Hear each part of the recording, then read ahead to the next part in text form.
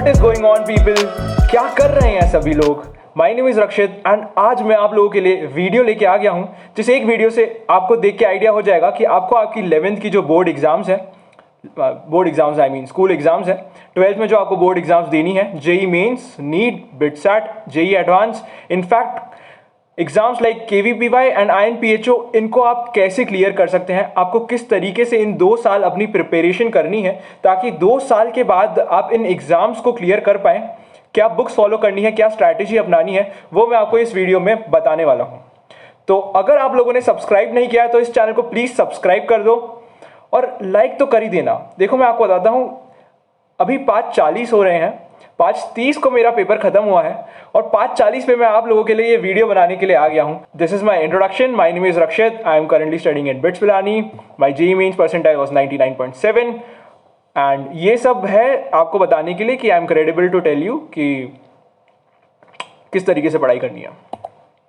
Okay, सो सबसे पहले हम लोग हमारी जो फाउंडेशन है, जो हम बिल्डिंग बनाने वाले हैं, उसकी जो नींव है उसको स्ट्रॉन्ग करने के लिए हमें किस तरीके से पढ़ाई करनी है उसके ऊपर डिस्कशन करते हैं। तो सबसे जो मेन प्रायोरिटी होती है that has to be given to your online lectures या फिर ऑफलाइन लेक्चर्स। अगर ऑफलाइन देख रहे हो तो सर जो पढ़ा रहे हैं या मैं जो पढ़ा रहा हूँ, अगर मेरे लेक्चर्स देख रहे हो या किसी के भी लेक्चर्स देख रहे हो, तो जो वो पढ़ा रहे हैं उसको एकदम ध्यान से सुनना है एंड नोट्स बनाने हैं, क्योंकि नोट्स तुम्हें बाद में बहुत काम आएंगे। तुम फिर से एग्जाम के पहले लेक्चर नहीं देख पाओगे, तो इसलिए नोट्स बहुत इंपॉर्टेंट है। अब इसके बाद एनसीईआरटी जो सब करने का बोलते हैं वो तुम्हें एक बार पढ़ना पड़ेगी। अगर तुम्हें थोड़ा लग रहा है कि बहुत बोरिंग है तो एक बार उससे गो थ्रू हो जाओ, देख लो कि कुछ स्किप तो नहीं हुआ है, क्योंकि कई बार ऐसा होता है मैं तो एनसीईआरटी से कोई चीज़ स्किप नहीं करूँगा, बट कई जगहों पर जहाँ पर एडवांस एंड जेईई मेंस पे वो लोग ज़्यादा फोकस करते हैं तो कुछ टॉपिक्स होते हैं एनसीईआरटी के जो वो स्किप कर देते हैं, जो कि स्किप नहीं होना चाहिए, क्योंकि कई बार एनसीईआरटी से ऐसे टॉपिक जो स्किप हो जाते हैं वो जेईई मेंस में पूछ लिए जाते हैं। तो मैं तो सब कवर करवाऊंगा। अगर आप मेरी वीडियो लेक्चर्स देख रहे हैं तो इतनी चिंता करने की बात नहीं है, लेकिन फिर भी एनसीईआरटी से एक बार गो थ्रू होना है कि सारे टॉपिक्स कवर्ड है कि नहीं। उसके बाद आप कुछ भी स्टैंडर्ड किताब फॉलो कर सकते हैं। यहाँ पे मैंने 3-4 किताबों के नाम लिख दिए हैं। Arihant publications and Cengage publication की किताब आती है which is only focus for JEE mains and advance. Cengage वाली जो बुक है that is more incline towards JEE advance. And इस सब के अलावा there is a book called Resnick Halliday Walker which is not book जो किसी exam के लिए है, it's more like to fall in love with physics. तो रेसनिक हेलिडे की जो थ्योरी है उसको देख के आपको फिजिक्स काफ़ी अच्छा लगेगा, आपका इंटरेस्ट जो है फिजिक्स में बन जाएगा एंड आपको कहीं ना कहीं ये जेईई मेंस एंड एडवांस के लिए भी हेल्प करेगी, but it's not strategically advise, it is not strategically made for these exams. Okay, तो अब इसके बाद हमने थ्योरी पढ़ ली, हमने लेक्चर्स देख लिए, अब हमें क्या करना है। अब फिजिक्स में थ्योरी पढ़ने के बाद कुछ स्टैंडर्ड तरीके की प्रॉब्लम्स होती हैं। क्या भैया आप एक्सरसाइज की बात कर रहे हो? नहीं, मैं एक्सरसाइज की बात नहीं कर रहा हूँ। कुछ स्टैंडर्ड प्रॉब्लम्स होती है जो हर किताब में इलस्ट्रेशंस के फॉर्म में दी हुई होती है। ये स्टैंडर्ड प्रॉब्लम्स लगभग हर किताब में सेम तरीके की होती हैं। कुछ जेईई एडवांस के बहुत पुराने साल में आए हुए क्वेश्चंस होते हैं, कुछ किसी ऑथर की खुद से बनाई हुई प्रॉब्लम्स होती हैं, लेकिन ये प्रॉब्लम्स जो है आपके कंसेप्ट्स एकदम क्लियर कर देती हैं। तो अगर आप थ्योरी एकदम ध्यान से सुनते हैं एंड स्टैंडर्ड प्रॉब्लम्स जो किताबों में एज इलस्ट्रेशंस दी गई होती है या जो प्रॉब्लम्स सर अपने लेक्चर्स में कराते हैं, these are called standard problems and इनको बहुत ध्यान से करना बहुत ज़रूरी है, क्योंकि इन्हीं से एक्चुअल कॉन्सेप्ट बिल्डिंग होती है। तो इसके लिए मैंने कुछ किताबें लिख दी हैं, जैसे अरिहंत पब्लिकेशन की जो इलस्ट्रेशंस हैं, सिंगेज की जो इलस्ट्रेशंस हैं, HCV के जो सॉल्ट एग्जाम्पल्स हैं वो काफ़ी अच्छे हैं, उससे पूरे चैप्टर का एक अच्छा ओवरव्यू मिलता है एंड काफ़ी सारा कॉन्सेप्ट जो है वो क्लियर हो जाता है। इसके अलावा क्लास प्रॉब्लम्स जो है that is very very important, super important, जो वेरी वेरी इंपॉर्टेंट का हम टिक लगाते हैं एग्जाम में जब सर हमें बता देते हैं कि कौन से क्वेश्चंस जो है इंपॉर्टेंट है। तो यहाँ पे भी वही वेरी वेरी इंपॉर्टेंट का टिक लग जाना चाहिए। क्लास प्रॉब्लम्स जो है वो इन चारों जगह से लेके जो भी बेस्ट पॉसिबल वे है कंसेप्ट बिल्डिंग का, उस हिसाब से सिलेक्ट की जाती है। मैं तो उसी हिसाब से सिलेक्ट करूँगा और इसलिए they are very important. Now अगर आपने अब जब स्टैंडर्ड प्रॉब्लम्स कर लिया तो अब आपको प्रैक्टिस प्रॉब्लम्स करना है। तो ये जो प्रैक्टिस प्रॉब्लम्स है these are called exercises. Standard problems क्या थी? Illustrations which were used for concept building. अभी प्रैक्टिस प्रॉब्लम्स क्या है? Practice problems are for concept testing. हमने जो सीखा है थ्योरी से और स्टैंडर्ड प्रॉब्लम से, क्या उनसे अब हम एग्जाम में जिस तरीके की प्रॉब्लम्स आएंगी उनको सॉल्व भी कर पा रहे हैं? तो उसके लिए अरिहंत की एक्सरसाइज, सिंगेज पब्लिकेशन की एक्सरसाइज आप सॉल्व कर सकते हैं, एचसीवी की एक्सरसाइज सॉल्व कर सकते हैं, या फिर क्लास एंड होने के बाद जो हम आपको डेली प्रैक्टिस प्रॉब्लम्स दे रहे हैं जो कि इन्हीं बुक्स में से कहीं से होगी, वो आप जो है सॉल्व करेंगे। तो उससे आपको अच्छा आइडिया होगा कि आपने जो स्टैंडर्ड प्रॉब्लम्स एंड थ्योरीज करी है वो कितने अच्छे से हुई है। ठीक है, अब मैं आपको एडवाइस देता हूं, क्योंकि इतनी सारी चीज़ें, दो किताबें आप अरिहंत एंड सिंगेज तो फॉलो नहीं कर सकते, क्योंकि वो दोनों ही बहुत वास्ट किताबें हैं, एंड अगर आप दोनों को फॉलो करने लग गए तो सिर्फ फिजिक्स ही पढ़ते रह जाएंगे। इसलिए मेरी एक स्टैंडर्ड एडवाइस है कि हर बच्चे को किस तरीके से प्रिपरेशन करना चाहिए। तो आई वुड सजेस्ट सबसे पहले वीडियो लेक्चर्स देखो एंड थ्योरी जो है वो बहुत स्ट्रॉन्ग करो अपनी। उसके बाद जो स्टैंडर्ड क्वेश्चन है वो सॉल्व करो। जो स्टैंडर्ड क्वेश्चन है वो तुम्हें कहाँ से करना है वो मैंने तुम्हें बता दिया है। तुम अरिहंत या सिंगेज दोनों करने मत बैठ जाना, एक सिलेक्ट करना और वो सॉल्व करना। इसके अलावा एचसीवी के जो solve example and back exercises है ये तो करना ही करना है। ठीक है, अगर तुम अरिहंत या सिंगेज की जो इलस्ट्रेशंस हैं वो कर रहे हो उसमें तुम्हें काफ़ी जो है एचसीवी के solve examples and back exercise overlap होती हुई दिखेगी, तो वो क्वेश्चंस तुम फटाफट स्किप कर सकते हो। लेकिन एचसीवी जो बुक है दैट इज डिजाइन इन सच अ वे, उसकी जो एक्सरसाइज है इज डिजाइन इन सच अ वे कि अगर आपको बहुत कम चीज़ें भी आती है तो आप उस एक्सरसाइज को सॉल्व करते करते काफ़ी कुछ सीख जाते हो। तो इसलिए उसको करना मस्ट है। काफ़ी एक अच्छे लेवल पे आपकी प्रिपरेशन हो जाती है जब आप उसको सॉल्व करते हो। एंड इसके अलावा आपको याद रखना है हर चैप्टर खत्म होने के बाद you have to go through the NCERT just so that आपके बोर्ड्स में कभी कोई प्रॉब्लम ना आए। बोर्ड्स में भी 75% मिनिमम लाना होता है विच इज़ वेरी इजी अगर आप सही से जेई मेंस की पढ़ाई करते हो एंड फाइनली सिर्फ एग्जाम्स के डेज में ही अच्छे से बोर्ड्स का पढ़ लेते हो तो ही आपका 75+ क्रॉस हो जाता है। इनफैक्ट हम तो आपको और पहले से पढ़ने की एडवाइस देंगे एंड मैं तो आपको बोल रहा हूँ कि आप एनसीईआरटी जो है उससे गो थ्रू हो जाए चैप्टर होते से ही, तो इसके बाद तो बोर्ड्स में 97 98 वाला कोई दिक्कत वाला सीन ही नहीं है, आप आराम से ला सकते हैं।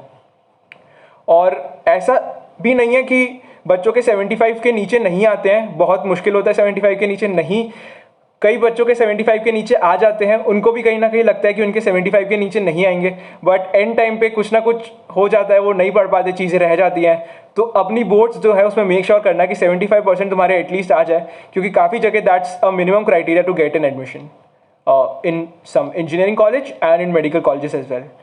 एंड ये सब हो जाए, आपने प्रैक्टिस प्रॉब्लम्स लगा ली, आपका नॉलेज टेस्ट हो गया है। अब आपको नॉलेज टेस्ट एक और बार करना है, लेकिन अब आपको जो नॉलेज टेस्ट करना है that you have to do by solving previous year NEET, अगर आप नीट एस्पिरेंट है, और जेई मेंस पेपर, क्योंकि ये अब एक फाइनल राउंड हो गया। इससे आपको एकदम आइडिया लग जाएगा कि जिस तरीके के क्वेश्चंस एग्जाम में आ रहे हैं क्या मुझसे वो भी बन रहे हैं कि नहीं।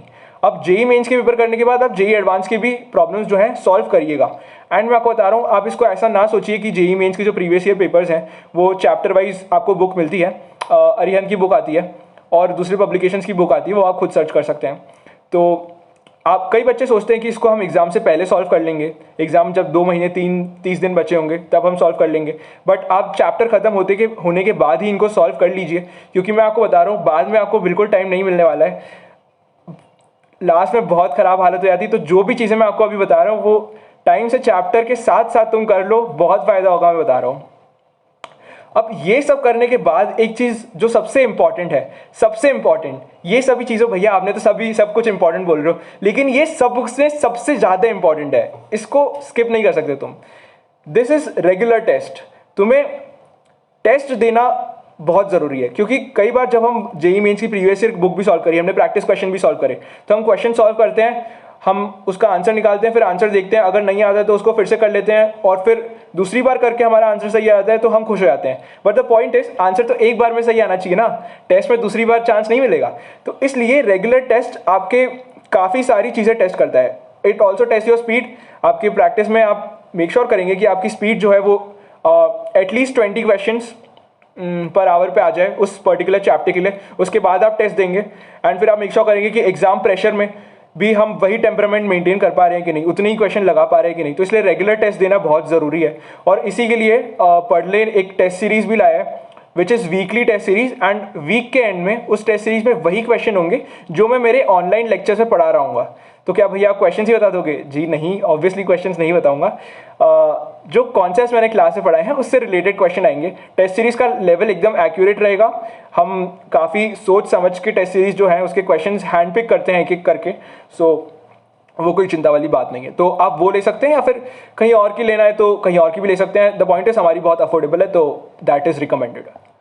एंड टेस्ट देने के बाद एक और चीज़ होती है जो भी काफ़ी इंपॉर्टेंट होती है।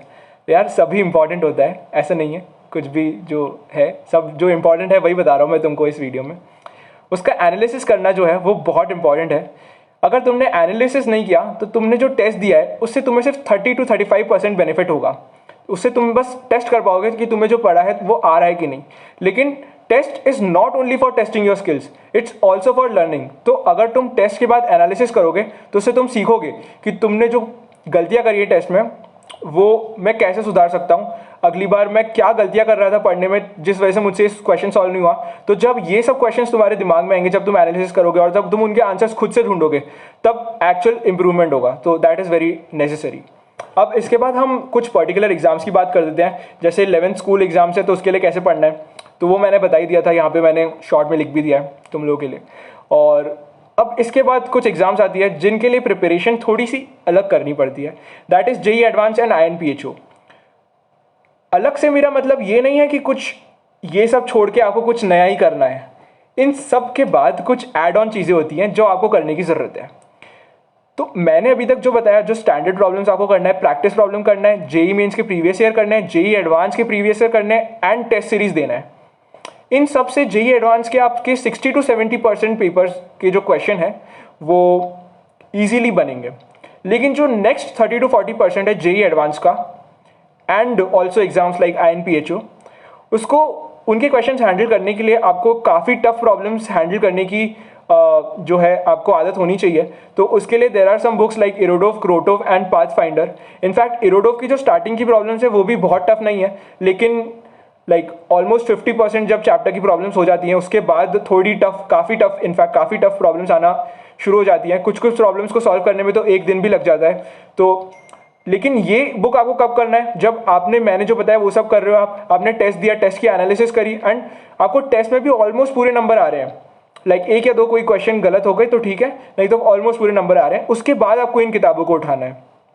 तो ये मतलब अल्टीमेट स्ट्रैटेजी है। अगर आपने ये सब कर लिया तो आपका काफ़ी डिसेंट प्रिपरेशन हो जाएगी फॉर अ पर्टिकुलर चैप्टर। लेकिन एक चीज़ होती है जो हर किसी इंसान को जेईई प्रिपरेशन में हरा देती है। लिटरली बहुत लोग होते हैं जो चैप्टर्स को एकदम मास्टर कर लेते हैं। जब वो चैप्टर पढ़ाया गया होता है उसके बाद उनके उससे प्रीवियस ईयर क्वेश्चंस बहुत अच्छे से बन रहे होते हैं, मतलब उनका चैप्टर एकदम रेडी होता है। लेकिन एग्जाम में वो उस चैप्टर का क्वेश्चन करके ही नहीं आते हैं। क्यों? क्योंकि वो उसका रिविजन करना भूल जाते हैं। जी हाँ, मैं आपको बता रहा हूँ, जेईई के पूरे सिलेबस में, इनफैक्ट नीट में भी काफ़ी सारे होंगे, जेईई में like total physics, chemistry, maths मिला के देर आर 90+ चैप्टर्स। तो इनका टाइम टू टाइम रिविजन करना बहुत इंपॉर्टेंट है। आज एक चैप्टर खत्म हुआ तो अब अगला चैप्टर चल रहा है। जब अगला चैप्टर चल रहा है तो पहले चैप्टर के थोड़ी थोड़े प्रॉब्लम्स लगाते रहो। इसलिए हम टेस्ट सीरीज जो लाएंगे हमारी, दैट विल बी इसी हिसाब से बेस्ड कि अगर हम कोई नेक्स्ट वीक में हमने कुछ पढ़ाया है तो उससे हम एक या दो क्वेश्चन पुराने वीक का भी पूछ लेंगे, जस्ट सो दैट तुम्हारे जो कंसेप्ट है वो रिवाइज होते रहे एंड तुम एकदम से चीज़ें भूल ना जाओ। तो हमारी जो टेस्ट सीरीज है वो पूरी इसी तरीके से प्लान्ड है, हमने सब माइंड में रख के किया है। तो वो तुम ले लोगे तो काफ़ी शॉर्ट हो जाएगा तुम्हारा काम। सो यही थी मेरी पूरी स्ट्रैटेजी। तो यार लाइक कर देना इस वीडियो को अगर अच्छी लगी हो तो, कुछ नई चीज़ें मालूम पड़ी हो तो भी लाइक कर देना, और कमेंट करो यार तुम्हें क्या लगता है इस वीडियो के बारे में, और तुमने क्या सोचा है तुम्हारी प्रिपरेशन तुम्हें कैसे करना है। मोटिवेशन हाई है कि नहीं? मोटिवेशन 2 साल बहुत हाई होना चाहिए। अगर मोटिवेशन में कमी है तो खुद को मोटिवेट करो। और this was all about the video and I hope you all liked it. So have a nice day and good bye.